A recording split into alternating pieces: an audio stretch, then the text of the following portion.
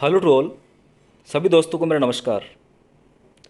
RPSC Ajmer ने biology के लिए अपना नया सिलेबस अपलोड कर दिया है और काफ़ी मेरे दोस्त जो हैं वो इस संशय में है कि सर अब हमारा क्या होगा, आरपीएस ने सिलेबस चेंज कर दिया है।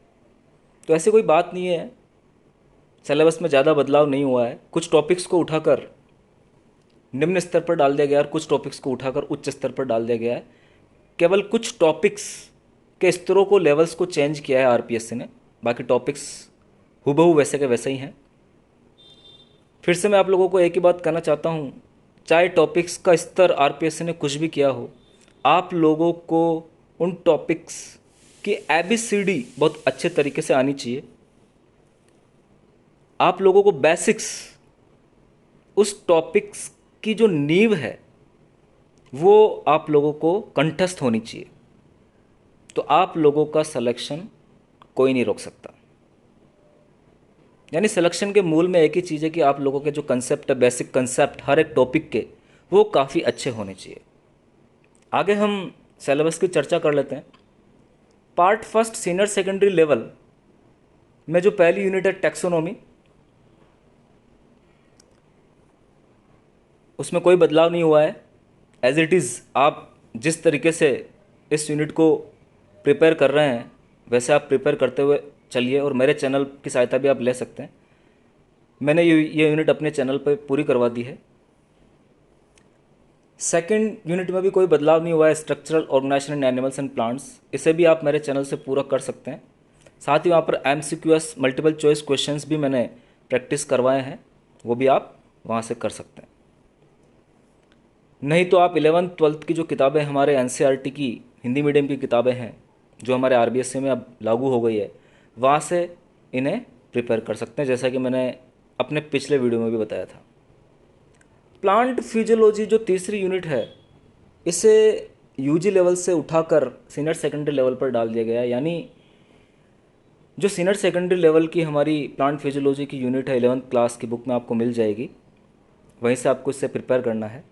कुछ टॉपिक नाइट्रोजन और लिपिड मेटाबॉलिज्म हो सकता है कि आपको वहाँ पे नहीं मिले, तो जो बुक मैंने यूजी लेवल पर बताई आप वहाँ से इन दोनों टॉपिक्स को कंप्लीट कर सकते हो। एनिमल फिजियोलॉजी भी आपको सीनियर सेकेंडरी लेवल तक की पढ़नी है, इसके बारे में भी हम प्रीवियस वीडियो में चर्चा कर चुके हैं। प्रीवियस वीडियो में मैंने बुक बता दी है आप लोगों को। जेनेटिक्स एंड एवोल्यूशन भी आपको सीनियर सेकेंडरी लेवल तक का ही पढ़ना है। यानी आप लोग अपनी आरबीएससी की जो हिंदी मीडियम की किताब है, जो अभी एनसीईआरटी का हिंदी अनुवाद है, उससे से इसे प्रिपेयर करना है। बायोलॉजी इन ह्यूमन वेलफेयर, इसके लिए भी मैंने किताबें आप लोगों को बता दी है। ये वाला टॉपिक यहाँ पर सीनियर सेकेंडरी लेवल पर डाल दिया गया है, तो इससे भी आपको सीनियर सेकेंडरी लेवल पर ही पूरा करना है और ये भी आपको एनसीईआरटी में हूबहू मिल जाएगा।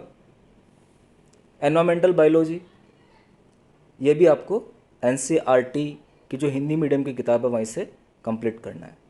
तो ये 7 जो यूनिट है वो सीनियर सेकेंडरी लेवल पर डाल दी गई है। इन सातों यूनिट्स को आपको अपनी 11th और 12th की जो एनसीईआरटी की किताब है वहीं से कंप्लीट करना है। एनसीईआरटी पे मैं जोर इसलिए दे रहा हूँ डियर स्टूडेंट्स, क्योंकि एनसीईआरटी का जो हिंदी अनुवाद है वो हमारे आरबीएससी में अभी लागू हो चुका है। आरबीएससी में एनसीईआरटी का ही हिंदी अनुवाद चल रहा है, तो इन किताबों से क्वेश्चन आने की संभावनाएं ज़्यादा रहेगी, क्योंकि जो पेपर सेटर हमारे एग्जामिनर हैं वो पुरानी आरबीएससी की किताबों को ढूंढने नहीं बैठेंगे कि उनके पास पुरानी आरबीएससी की किताबें होगी और वो वहाँ से पेपर बनाएं।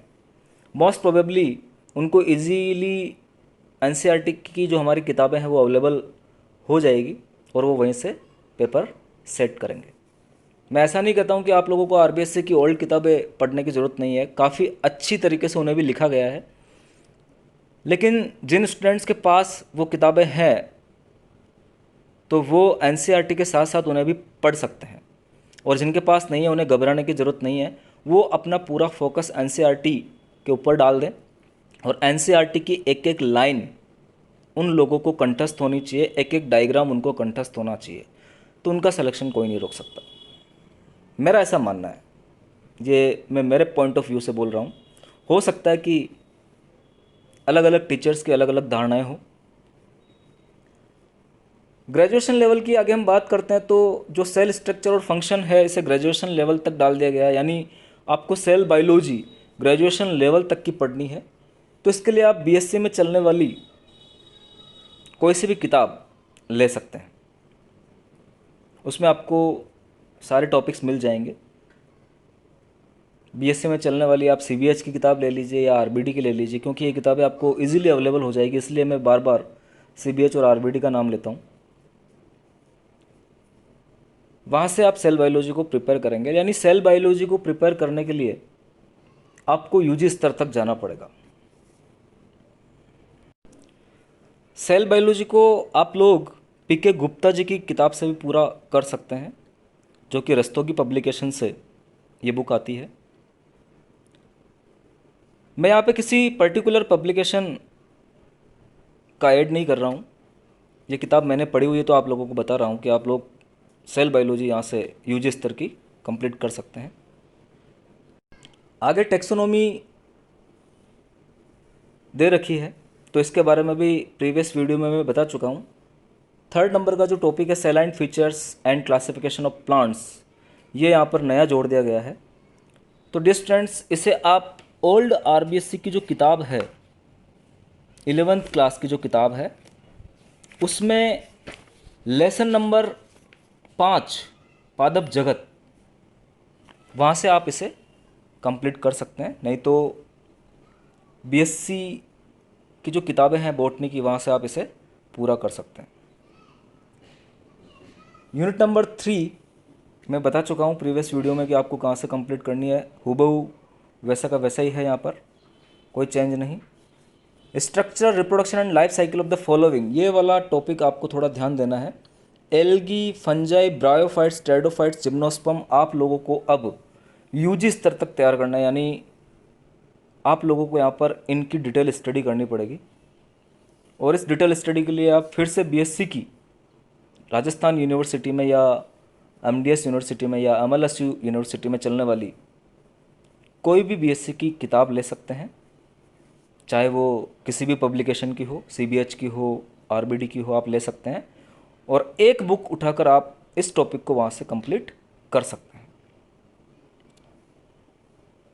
आरबीडी की एक किताब आती है, हो सकता है कि आपको algae, fungi, bryophytes, pteridophytes, gymnosperm एक ही बुक में ना मिले, अलग अलग बुक्स में मिले, तो उस बुक से आप केवल वही टॉपिक कंप्लीट कर ले। जैसे एल्गी अगर आपको एक बुक में मिल रहा है तो आप वहाँ से कर लें, क्योंकि मैंने ऐसी कोई किताब अभी नहीं देखी है कि जिसमें एल्गी, फंगाई, ब्रायोफाइट, टेरिडोफाइट और जिम्नोस्पर्म को एक साथ बीएससी में कंप्लीट करवाया गया हो किसी किताब में। तो यहाँ पर मैं कुछ बुक्स भी आपको बता देना चाहता हूँ। बीएससी पार्ट फर्स्ट में ये बुक चलती है, आरबीडी पब्लिकेशन की है, सूक्ष्म जैविकी, कवक एवं पादप रोग विज्ञान। इस बुक से आप कवक वाला पोर्शन पूरा अच्छे से कंप्लीट कर सकते हैं, केवल आपको कवक पूरा करना है यहाँ से। इसी प्रकार से शैवाल और ब्रायोफाइटा, शैवाल और ब्रायोफाइटा आप इस वाली किताब से पूरा कर सकते हैं। ये भी बीएससी पार्ट फर्स्ट में चलती है, जहाँ पर आपको शैवाल और ब्रायोफाइटा दोनों मिल जाएंगे। त्रिवेदी शर्मा धनखड़ जी की ये किताब है, आप यहाँ से इसे पढ़ सकते हैं। या आप चाहें तो बीएससी में चलने वाली कोई सी भी किताब से इन्हें पूरा कर सकते हैं। इसी प्रकार से टेरिडोफाइट और जिम्नोस्पर्म की भी आपको त्रिवेदी शर्मा धनखड़ जी की बुक मिल जाएगी, वहाँ से इन्हें आप कंप्लीट कर सकते हैं। यानी कुल मिला के ये वाला पोर्शन आपको यूजी लेवल तक का कंप्लीट करना है और आप बीएससी की किताबों से इसे कंप्लीट करेंगे। डेवलपमेंटल बायोलॉजी की बात अपन पहले कर चुके हैं। रिप्रोडक्शन एंड हायर प्लांट्स, ये वाला टॉपिक यहाँ पर नया ऐड कर दिया गया है। तो इंग्लिश मीडियम की बहुत अच्छी किताब आती है भोजवानी भटनागर की, उसे आप देख सकते हैं। सिंह पांडे जैन की जो किताब मैंने बताई है, वहाँ से आप इसे पूरा कर सकते हैं। और साथ ही जो बीएससी की किताबें हैं बॉटनी की, वहाँ से भी आप इसे पूरा कर सकते हैं। एक चीज़ आप फिर से ध्यान रखेंगे कि यूजी लेवल पर जो टॉपिक्स दे रखे हैं उन्हें आप सीनियर सेकेंडरी लेवल की किताबों से भी काफ़ी अच्छे तरीके से तैयार करेंगे, उनका बेस आप अच्छे से तैयार करेंगे। ये वाला टॉपिक जो है pollination, fertilisation, sexual asexual reproduction, embryogenesis, ये सीनियर सेकेंडरी लेवल पे भी दिया हुआ है, तो आप वहाँ से भी इसे बहुत अच्छी तरीके से कंप्लीट करेंगे। उसके बाद आप यूजी स्तर की किताब पढ़ेंगे। Ethology, types of animal behaviour, Reena Mathur की किताब मैंने बताई दी आप लोगों को। बायो स्टैटिस्टिक्स के लिए अपन बुक देख चुके हैं। पोस्ट ग्रेजुएशन लेवल पर यहाँ पर इकोलॉजी इन्होंने डाल दी है, तो इकोलॉजी के लिए आप धीरेन्द्र देवर्षि की जो CBH की किताब है उसे रेफर में ले सकते हैं। बायोटेक्नोलॉजी एंड इट्स एप्लीकेशन, ये वाला पोर्शन आप 12th की किताब से तो करेंगे ही, साथ ही BSc की किताब से भी आप इसे पूरा करेंगे। और BSc की किताब आप PK गुप्ता साहब की ले सकते हैं, उसमें बायोटेक्नोलॉजी दी हुई है। ये वाली वो किताब है आणविक जैविकी एवं जैव प्रौद्योगिकी PK गुप्ता, तो इस किताब से आप बायोटेक्नोलॉजी पूरा कर सकते हैं। बायोटेक वाला जो पोर्शन है उसमें ये सारे टॉपिक्स आपको सीनियर सेकेंडरी लेवल की बुक में भी मिल जाएंगे, वहाँ से आप इन्हें काफ़ी अच्छे तरीके से प्रिपेयर कर लेना और फिर आप यूजी की किताब पढ़ना। टेक्निक्स इन बायोलॉजी की बात हम कर चुके हैं, माइक्रोस्कोपी हुबहू वैसा ही यहाँ पर है, कोई चेंज नहीं है। और बायोजियोग्राफी और वाइल्ड लाइफ कंजर्वेशन में भी कोई चेंज नहीं है। तो डियर स्टूडेंट्स, जो जो चेंजेस यहाँ पर किए गए हैं वो मैंने आप लोगों को बता दिए हैं, और जिन टॉपिक्स का लेवल बढ़ा दिया गया है उन टॉपिक्स को आपको उसी लेवल पर प्रिपेयर करना है, कम लेवल पर प्रिपेयर नहीं करना है। सीनियर सेकेंडरी लेवल वाले टॉपिक्स को आपको सीनियर सेकेंडरी लेवल की किताबों से ही पढ़ना है। यूजी लेवल वाले टॉपिक्स को आप BSc की किताबों से पढ़ेंगे।